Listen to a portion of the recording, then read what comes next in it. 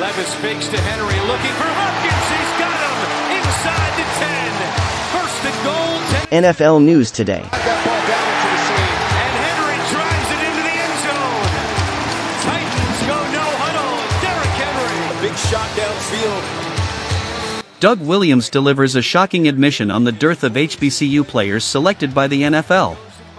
Doug Williams, a former star of Grambling State and the NFL, was displeased that no NFL team selected an HBCU player in the draft for the second time since 1950.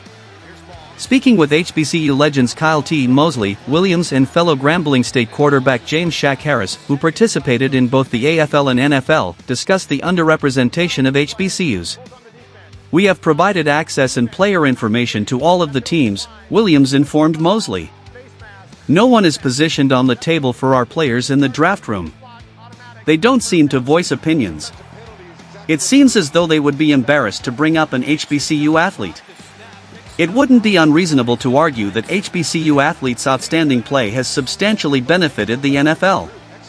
Many past athletes, some of whom are even Hall of Famers, came from historically black colleges." In addition to being inducted into the Hall of Fame, Michael Strahan of Texas Southern, Jerry Rice of Mississippi Valley State, and Shannon Sharp of Savannah State are regarded as three of the greatest players in NFL history. However, it appears that the league is no longer interested in spending money on HBCU players.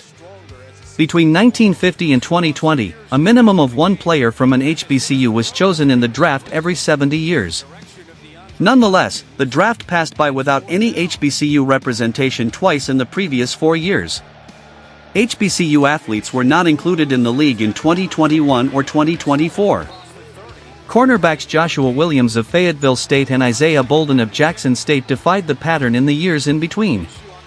Mosley brought out the impact of NFL Commissioner Roger Goodell in highlighting more HBCU talent via events like the HBCU Legacy Bowl and HBCU Combine. Even though both events are now televised, it doesn't seem like the increased visibility is sufficient. Williams feels that the team scouts bear the most of the responsibility. "One guy is Jarvian Howard, the running back from Alcorn State," Williams remarked. 10 to 8 broad, 36-inch vertical, and 5 to 10. Over the previous 2 years, he has ran for over 2,000 yards. Everything was his. The scouts have to have the guts to write up a player and inform them that he can be selected in the draft rather than receiving an undrafted grade.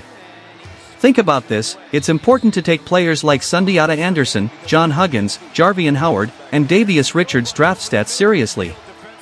These are significant signs of promise that would readily allow a team to select at least one HBCU player with a 6th or 7th round draft pick.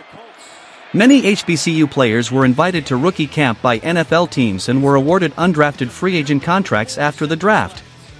These undrafted players don't have the security that their drafted counterparts do, even though they still have an opportunity. These players don't even have their names called aloud on stage for their entire family and social circle, not even at the most basic level.